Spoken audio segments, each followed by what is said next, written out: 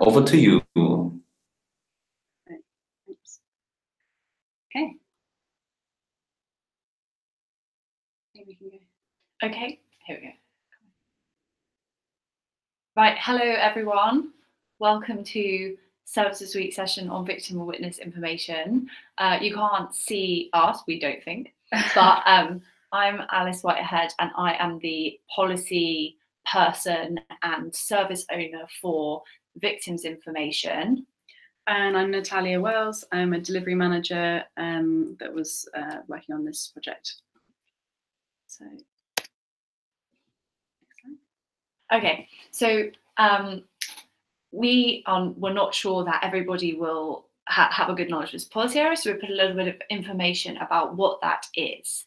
So we're based in the Ministry of Justice, and in my policy team, we're responsible for victims and witnesses.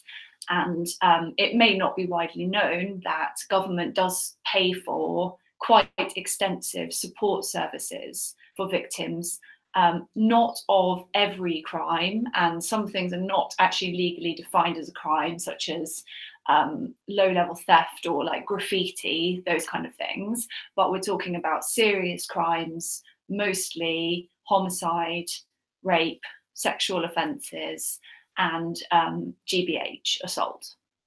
And those people, once they report a crime, or if they choose not to report a crime, are entitled to emotional support, coming to terms with what's happened, and practical support, kind of dealing with the challenges that, through no fault of their own, have been placed in their way. And our two kind of user outcomes that we like to refer to in this policy team are cope and recover, and, if applicable, navigate the criminal justice system. Because both of those are pretty tricky just on their own, and they need quite a lot of government attention to get those outcomes. And I put here a selection of some of the emotions that people might be feeling when they're going through this. Some of those are debilitating. Some of them mean that people aren't very good at processing information, or they may have like memory problems.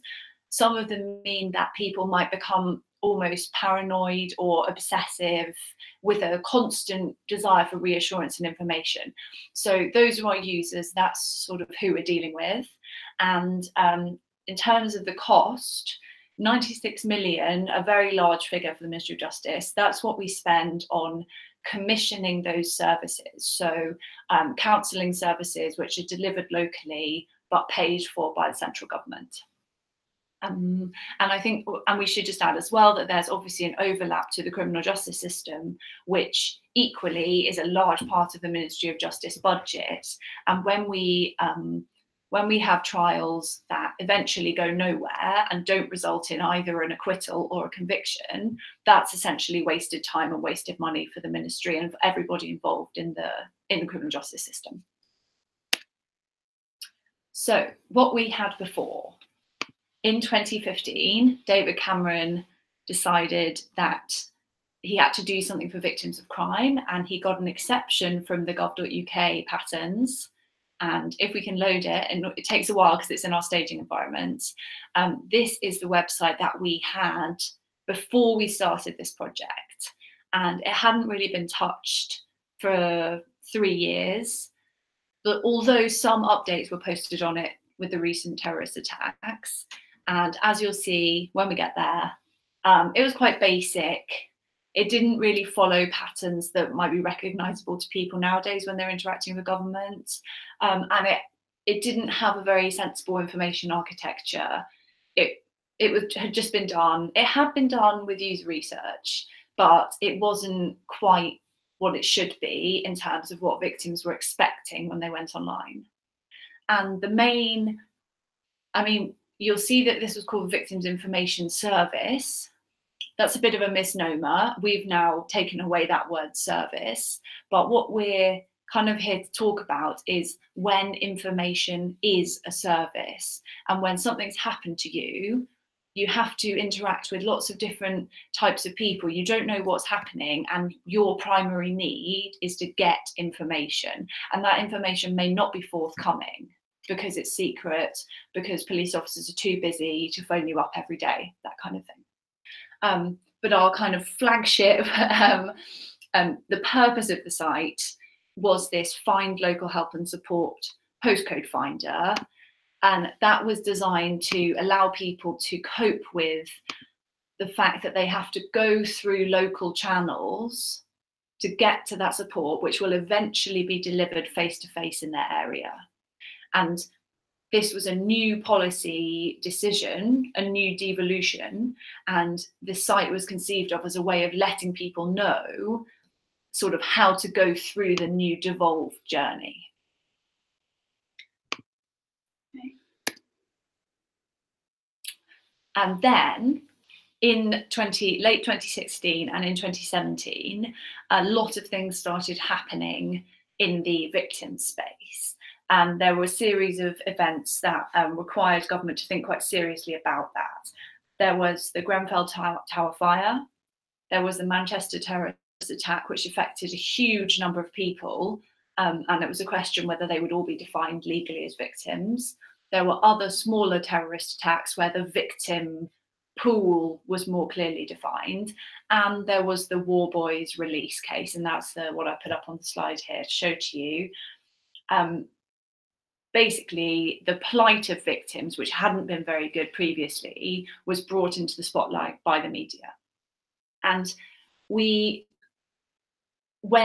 government started looking to address those challenges, what they were finding in the research and what they were hearing from victims was that it was information that mattered. It wasn't the fact that War Boys was released at the time when he was legally likely to be released. It was the fact that nobody told them and nobody valued them enough to think that they might be affected by that piece of news. And likewise with the terrorist attacks, where do you go if you're trying to find out what to do, but no one is telling you what to do? So information has been one of our areas of improvement that we need to work on. So I'm just going to say a bit about who was behind this project from our side in digital. So as part of MOJ Digital, we've got a sort of sub-team called User-Centered Policy Design, or UCPD, who are slightly kind of working on the same in the same principles as the rest of digital, but with policymakers primarily. So a slightly different phase in the product life cycle. And the idea is that we are there to help policymakers to make sure that the right skills are working on the priorities that they've got, and that they're solving problems in the right way. So traditionally, those teams are made up of a user researcher, service designer, product manager, delivery manager kind of makeup. Not so much sort of digital delivery capacity until perhaps a little bit further down the line. So yeah, the focus is really about validating user needs that policy teams might not be aware of when they're kind of writing their recommendations. And we had, with those kind of small research teams, been involved with the victims policy team for about 1.5 years. On various different projects. So we'd worked with the sexual violence policy team, we'd worked on the victim strategy, looking at how kind of what recommendations should be made there based on user research that we'd done. As I was mentioned on the War Boys case, that was a parole review, which we worked on. And then there was also a piece of work about information provision for victims. And one of the recommendations that came out of that was to revitalise the Victims Information Service website. So doing some user research to actually understand victims' information needs. Yeah, sorry, so this is the one which we then ended up taking on, given that in the strategy, the victim strategy that had recently been released, one of the major commitments that MOJ had made was to provide better information for victims. So this was one way that we wanted to try and see if this website would kind of solve that need. So writing better content, working with PCCs to enhance that postcode search tool, and testing the viz site with some users which hadn't been done previously. So although the site was already live, so it's a bit of a kind of odd case for us in that we didn't go through the traditional journey of like starting from nothing.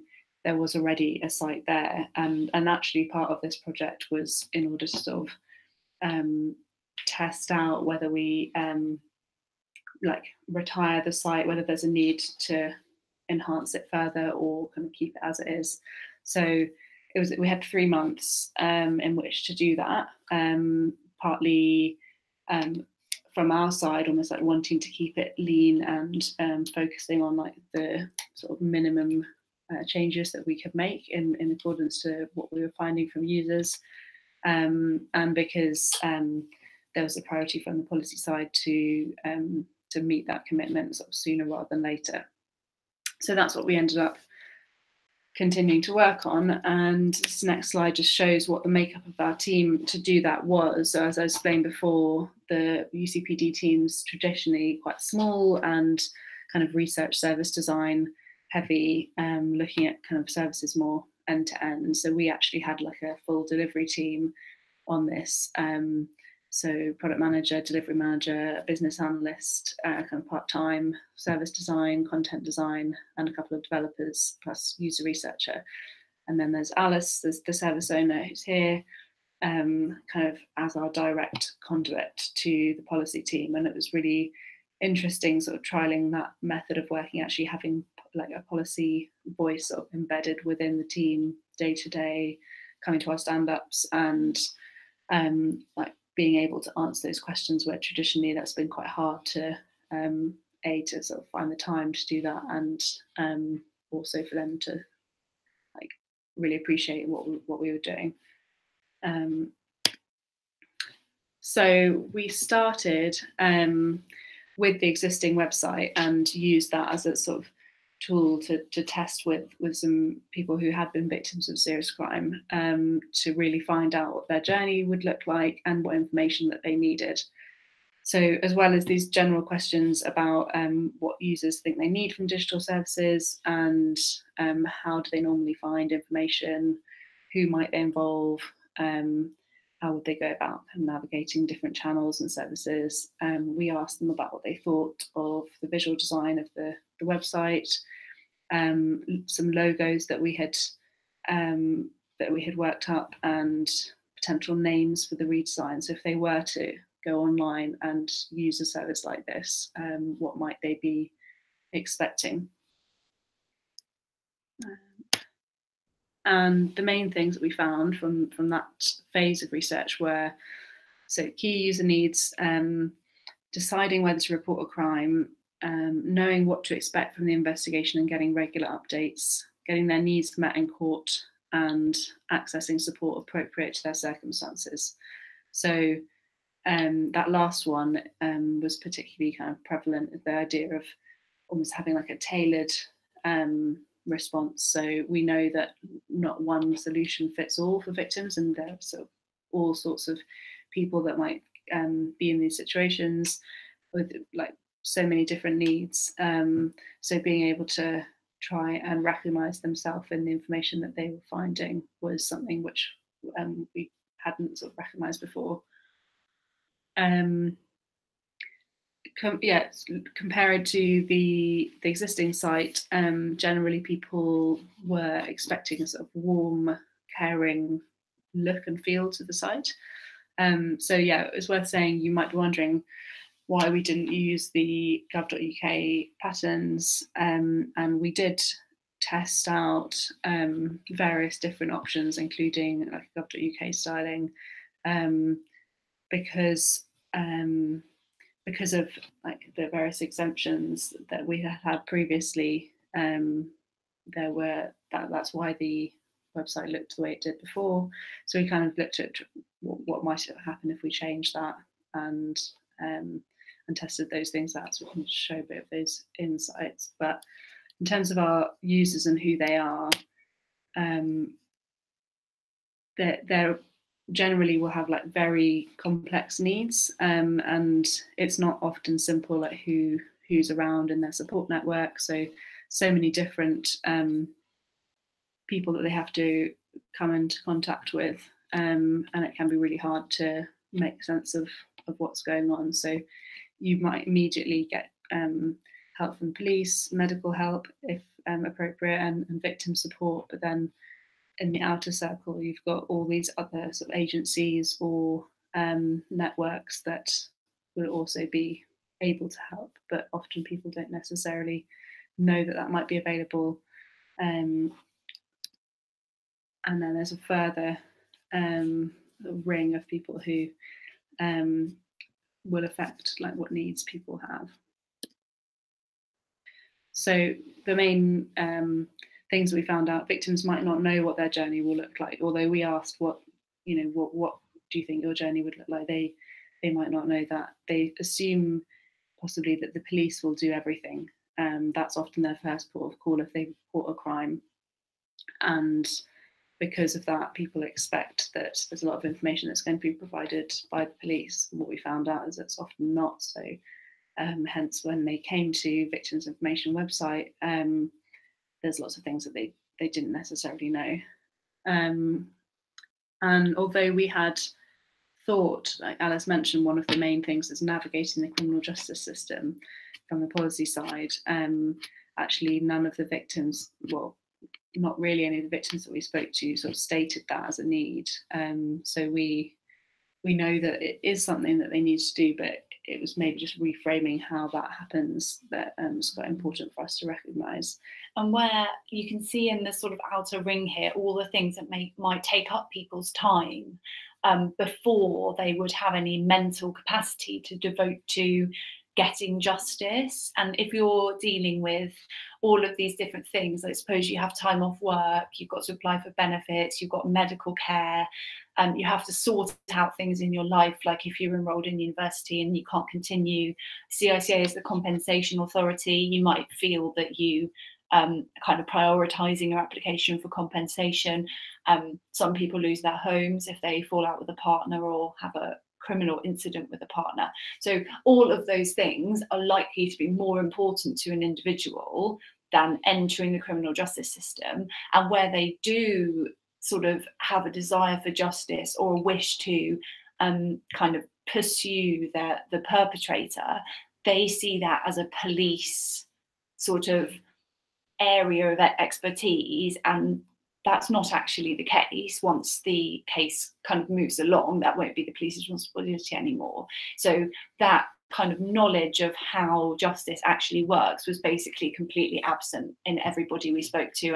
And you could ask, do they need to know, or do they just need to be guided from one step to the next? So here's just a selection of some of the feedback that we had from testing out different styles. So some quotes. Interestingly, people, when we tried using a non-government logo, that didn't go down very well, although people didn't like the gov.uk style in this context. They did appreciate having some sort of government presence in the Ministry of Justice logo we kept, because people seem to think that they then know where they are. It's a sort of solid source of information and trustworthy.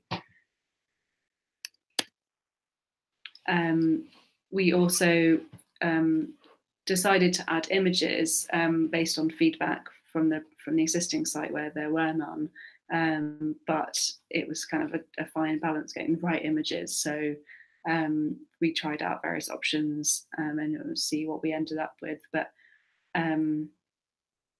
yeah, just kind of.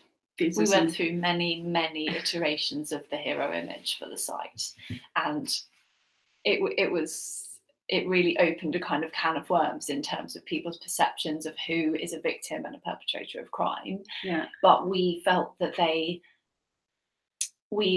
the sort of tendencies that we were hearing over and over again was that there had to be empathy. There had to be not sympathy, not someone patting you on the back. There had to be a sort of empathy and someone being on your side who was going to fight for you to get the things you needed to. And we hope that we found some images that eventually tick those boxes. So we will now go to the site that we have. You can also go to it. It's completely live, and you can see the URL at the top there. So this is the kind of refreshed site as well. Looking at the content, you might think that some of it looks quite familiar, some of it has been changed. So this is the homepage, and we can maybe just talk through what the main changes that we made were. So obviously we talked about the images and the general styling. There's kind of like a purely visual change based on user feedback from the previous site and the tests that we'd done. We also then, so that we tested that first sort of iteration, like purely the new visual style, and found that there were actually quite a lot of navigation issues with how the information architecture was set up before, and people's ability to find things on the site. And given that that was quite a key need, we thought we should probably do something about it. So the navigation has been changed to make it a little bit easier to understand what the various kind of parts are, the journey. And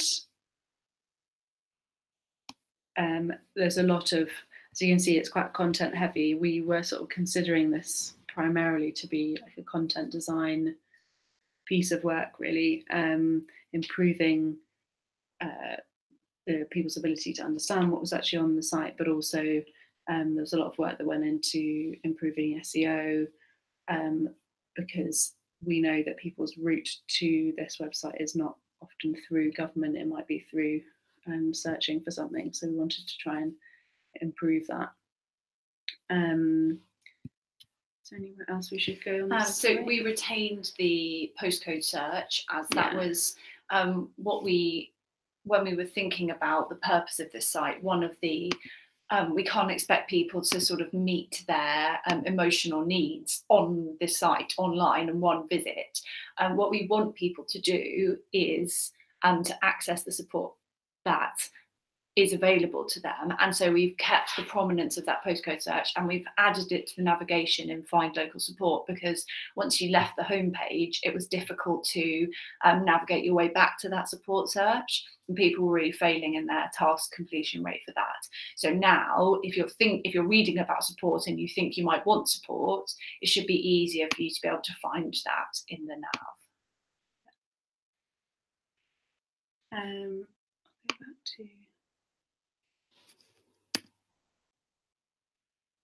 Oh yeah, and so this was our, we don't have a lot of data because we only just finished this project and we haven't had it running for a long time, but we felt pretty confident that the changes that we made improved the findability of specific pieces of information. And if people were to go to the site with one question in mind, they would now be more able to make their way to that. And yet, you know, we still had unanswered questions. You can see there that our pages are very long. We felt that people were more likely to glance through headings than they were to click through step by step. Mm-hmm. But we are always thinking about how victims process information, and we're not sure that we have those things exactly right yet. And we'd love to see a better success rate. So this is just to show you what our kind of performance metrics were when we started the project. And so you've got the outcome at the top: victims and witnesses of serious crime understand the criminal justice system, feel supported, and know where to go to get help. We broke that up into 4 different areas. So finding information, understanding that information and what to expect, feeling confident that that information is correct. So that came out of the need from users to, that when we did our initial research, that they wanted to feel like they were reading something reliable, and therefore the look and feel of the website contributed to that. And then the last one, finding where they can get support from. So that's the postcode search tool. So in a way, it's quite kind of a weird one, that one of our KPIs actually was people leaving the site. So that's kind of what we want, is for people to go off and then go to that PCC local website if that's what they need to do. So There's just a quick summary of our overall findings of the changes that we made. So improvements to the top navigation seem to work well. Based on feedback, as Alice said, people were able to find things that they needed kind of more successfully than previously. And they could find content within the pages. So they scrolled down, although some of the pages do look quite long, they scrolled down the page to find the content they were looking for. And we added lots of easily scannable headings, so that helped in that respect. The content was well received, so users described it as comprehensive, helpful, and straightforward, which was reassuring. So what we wanted to do was make it easier to understand. But previously there was quite a lot of kind of MOJ jargon and acronyms, and in fact, actually one future improvement would be potentially to do away with the glossary. So although it might seem helpful, what we were trying to push was that there shouldn't be a need for something to be explained if it's really clearly explained in the content. And so we have improved the content, sort of body content, to do that, but we in this phase didn't have time to rejig the design in order to take that away. The glossary was a feature of the existing site. And yeah, no one complained about the visual design of the website, which was a plus. We sort of were not necessarily looking for high praise for it, but it was just, if it wasn't worse than what it looked like before, then that's good.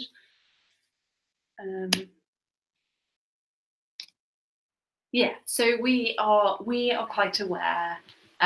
We think that perhaps you have questions and doubts about this as a fully acceptable sort of high quality piece of information for our users, and we are well aware of those. And one of the reasons we thought it would be interesting to talk about this is because this is a case of a policy team, a digital team, kind of doing their best with limited resources. So we understand that there are several limitations to this piece. Some of them are hypotheses that have kind of been disproved by user research. So when we asked victims and witnesses, were they likely to just be spontaneously searching in order to read up on the topic, we thought it was quite likely that they would be, but nearly none of them said that they would have thought of doing that, or that they would even have contemplated it being possible. Likewise, as we proceeded to ask people whether they thought that this was a useful thing to exist, nearly everyone wanted a more personalised service, sort of hand-holding. In some cases, they had a really good experience with the police, and they just wanted that to continue, and they felt like being pushed onto an online service was a bit of a letdown. They didn't see that as the same level of care. So once they were there, they did find the content useful, but it was a question of whether they would go there in the first place that sort of was raised. And and so we see this very much as a work in progress. It is live. We have been known to call it an information backstop, just in case, it's better for there to be something than nothing, is one of our hypotheses. Now, if people disagree with that, that would be really interesting, but policy certainly feel that it's better to have something which is accurate, legally correct and usable, than it is to just have an information desert, because we haven't got the resources to develop an amazing new all-encompassing service. And the third point there is interesting. It's important to set expectations and give people realistic information, but there's a danger of that putting reputations of various agencies at risk, which sounds sort of silly, but in our user research, a lot of the people reading through the content were basically saying, yeah, but I didn't get that. Yeah, but I didn't get that. Talking about the police providing information. We in our website, there's sort of this will happen, which is obviously the ideal journey. But we know that doesn't always happen. So it's sort of, you almost feel like, is it better to say, this is unlikely to happen because, you know, sort of really setting expectations so that people aren't then disappointed, or, you know, it may take 8 months to get your compensation because the resources are, but obviously that's quite unrealistic, and it feels like, I think there's quite a lot of frustrations in doing this, that there was so much else in the victim's sort of journey, service journey, that we could potentially impact, but not through this website, obviously. And I think one of our, you know, our conclusion is sort of our last point. We were asked to produce a signposting product, something that took people who had an interest and guided them to the right place, so that they would get a satisfaction level from that signpost being there. And then when they were asked, they wouldn't say, no, well, it was actually really frustrating because I wanted to do X, Y, and Z, but when I had a look online or asked someone, nobody could tell me how to do that. So while we had thought that a signposting service was missing, as we have developed a signposting service, we are not really sure that it is enough. And it may never be more than a kind of last resort if they just happen to Google it option. And it's a question really whether this type of information is an extra or whether it's an integral part of a service. Because in an ideal world, the police and all the different agencies would be doing things perfectly. Now that won't happen. Even if they improved a lot, it still wouldn't be perfect. But when there's no obligation on victims to engage with the criminal justice system, unlike, you know, tax, driving, and all the other services that government's been developing, when they are allowed to disengage, how do we create something that will attract them in? And do we need to work a bit more in a comms mindset with a bit of publicity around the service in order to attract people to it? Because we cannot rely on them being directed to us like they would be directed to Universal Credit or the DVLA. Nonetheless, we didn't want to be terribly negative.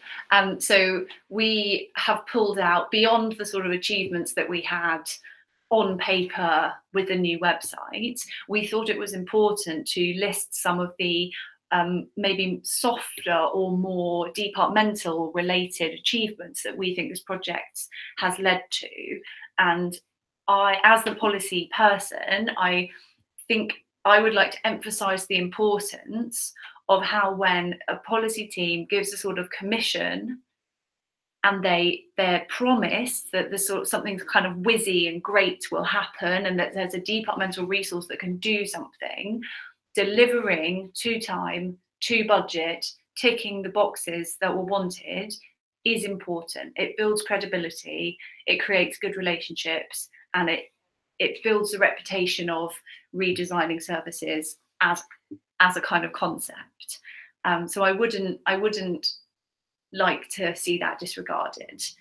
We also felt it was really important. We were the first people to do user research with victims of crime in the department, because previously it was just perceived to be too difficult to get the people in and to have them tell their stories, the emotional burden, and so on. So that was a kind of standalone positive. We've created the information MVP, and we would see anything else as we do as building on that baseline, that kind of minimum investment product. And finally, it may not seem like the kind of thing that is a good thing to do, but the team were signed up with their names accountable to deliver something that ministers publicly committed to in the victim strategy, and they have delivered on that. And had they not done that, they would now be kind of weighed down in a horrible morass of risk registers and RAG ratings and red lines and things like that. And it's important not to lose sight of what that means to the department's smooth operation and what it means to the reputation of digital when they're working with policy. I think that although we really welcome your comments and we wish to build on the service for victims, we also wanted to mention the real success of this project as a policy and digital collaboration. it's not to say that we wouldn't have done everything the same if we did it again, but it really was a meaningful project for the department to do. Just to end with a couple of notes on our future plans. So as Alice mentioned, we released very recently, so we're just in the kind of evaluation period at the moment, and looking at what that data shows us, although there are a few things that we do sort of know. I think based on that finding that people don't necessarily look to going to a website for their first port of call, we did quite a lot of work, and from what we already knew about victims, just to effectively kind of reprioritize within the whole victims digital space, and whether this was the best place to kind of invest time and energy. But we will be expanding information on the site just continuously in line with user needs. So it's now easy for the product owner in policy to update the content, and continue to sort of test and evaluate that. But there is this question of the third point there about deciding how a policy team can manage a digital product when they don't employ those specialists. So as I said before, we're part of the user-centered policy design team, and obviously there are competing priorities, and so we're not sort of owned by the policy team, and they're very aware of that, but they at the same time would obviously value the ability to kind of make changes to this site, but there's a sort of balance that we need to strike there. And it sparked some interesting conversations. You know, this pushing this project kind of to the limit has sparked some interesting conversations in our digital teams about what the future is for the department. You know, do we have these splits in the functions? How do we enable the work across them? And how do we kind of iterate and maintain products rather than just churning out like a series of new innovative products? And, you know, policy tend to contain people who've been around for a long time. They've seen it all before, and they don't want to see like a shiny new idea. They want to see a long-term plan for how it's going to be funded and how it's going to stay relevant. And that's not always been their experience when they've been working with digital teams, and hopefully we're moving towards making that better. And that's it for us. So I will. Thank you so much for sharing that. So now everybody can leave a question within the little chat box on the right hand side, and maybe I just start to leave the first question. So can you talk a bit about the ways to the website? So how do people find it, and also then what do users do afterwards? Might they go to like transactional services? Can you talk a bit about that? So some of the entry points to the website are actually on letters that victims should receive as part of their kind of standard, like minimal contact journey, where they get updates from police forces or other agencies. So they say, if you would like to know more, you can look at this site. So we have some kind of concrete entry points that way. But when we looked at the analytics of the site, we also saw that people were entering through some quite specific searches that the site was corresponding to. So one of them, for example, was around stalking, because we had a page that said, "I'm being stalked," and that was attracting a lot of attention, presumably from people who were not really sure if they were being stalked, or were Googling kind of what is the definition of stalking. So when we were redesigning these specialist sections in the website, we were paying attention to which were being most regularly searched. So I'm looking at your question on YouTube, Martin. Where might they go after? So the main exit that we wish for people to go down the path of what we were calling our conversion rate is we want them to go onto that, their local police and crime commissioner, as you may remember we vote for, they provide the victim services. And we really want people to go there because that's where those services are funded exactly for this purpose.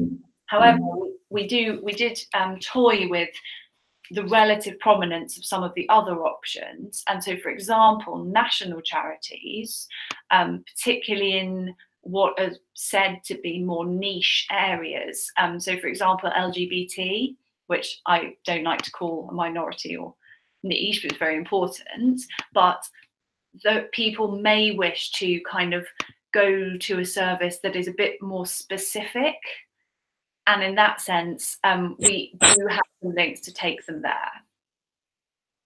So you're linking out to specific charities, if that makes sense, and that's just the case. There are also other advice sources, such as, Citizens Advice show, can give advice on kind of debt, benefits, work rights. These are all things that people may be considering when they're a victim of crime. Does that answer your question? Yes, it does. Thank you. And I think there's a question from Jonathan. He asked, could you speak a little more about the way, moving away from gov.uk? What's the reasoning behind that? Yeah, so I think it's worth saying that we do have some gov.uk pages in the policy team, so we know what it's like to it's not just that we're completely ignoring gov.uk. And one of the things that we did first of all in the victim strategy was commit to update those pages. Now, when we were doing that, we had to work very closely, not only with the gov.uk team, but with our sort of army of people who assess and alter the content that you have to put there. And we are talking lawyers here who would not allow certain sort of tones and certain kind of facts or ways of writing to be part of the content that was on there. And so we were constricted in two ways. In one way from the GDS side, from the gov.uk side, and in another way from our own legal. And that experience really led us to be hesitant about moving the entire old site onto a gov.uk platform, or a sort of, you can have it as a kind of subsidiary site, can't you? I can't remember, we did explore that. So yeah. We were hesitant, and then as we did our user research, we kept feeling that question of empathy and realism, and we couldn't have the kind of empathy signalers that we wanted in gov.uk, the pictures, the tone that gives kind of advice, general advice, which we were told, because we did have a meeting with someone at GDS about one of the things we thought would obviously improve our SEO was to move on to a gov.uk domain, even there's like either moving on to a gov.uk domain without gov.uk branding, or if we had an exemption to still keep the domain for kind of SEO purposes, but use our own design. And that's actually still something that we were potentially going to look into, just to improve like how people get to the website. But yeah, because what we've been offering is considered to be general advice rather than sort of official advice. There is that on gov.uk, as Alice was saying, like how to report a crime or what your legal rights are. But a lot of what we've put there is general advice, and therefore we were told it was sort of doesn't fall into the gov.uk category. Okay, great. I would have one more question. So how did you recruit the people for the usability test who were in those situations? Because some other colleagues from MOJ recently talked about like the difficulties related to that. Especially, you don't want to have people reliving those terrible experiences. So how did you do that?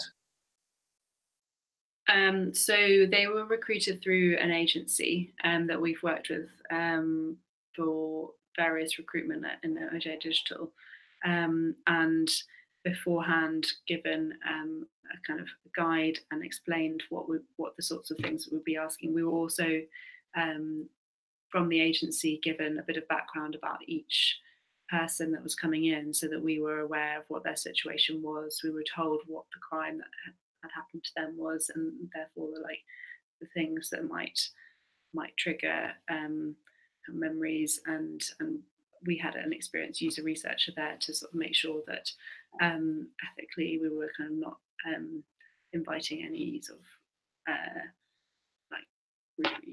reliving the crime.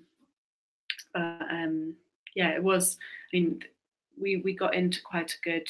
So we had basically 3 rounds of about sort of 6 people each time. So 3 or 4 rounds, which doesn't sound like a lot of people either, but yeah, it has historically been quite a difficult group to find and get access to. So we were kind of lucky to be able to actually have in-depth conversations with people, and the variety of experiences that people had was huge. So there really wasn't like one type of person, which is another difficult thing. Yeah, and I think we were well aware that there was going to be a kind of self-selecting element in that only people who, they hadn't signed up to the agency specifically because they'd been a victim of crime, obviously. They just had that in their kind of background profile. But we really, in the victims world, there are people who are very active and who are able to sort of seek out information and insist upon their rights. And those don't tend to be the sort of people we're really worried about. We're quite worried about the people who don't really do anything and don't have the knowledge or the confidence to insist upon like kind of getting a call back, or just like we all have to in our kind of extended negotiations with customer service departments and things and the NHS nowadays. But we were aware, it was much better than nothing, but it would still be important to us to try to drill down to kind of the most vulnerable people and the people who are least likely to kind of sign up for talking about their experiences. Great, thank you so much for sharing that. And I think it's still a substantial number of people you did your research with. I mean, this is super good. Cool. Thank you so much for sharing. And thanks everyone for listening. So tomorrow at 12 o'clock, we will have yet another remote case study, and we will hear from HMRC, from Mark O'Connor, user research and service designer. He will talk about tax-free childcare tomorrow. So thanks for watching, and thank you to you two for presenting. Thank you so much. Thank you, Martin. Thank you.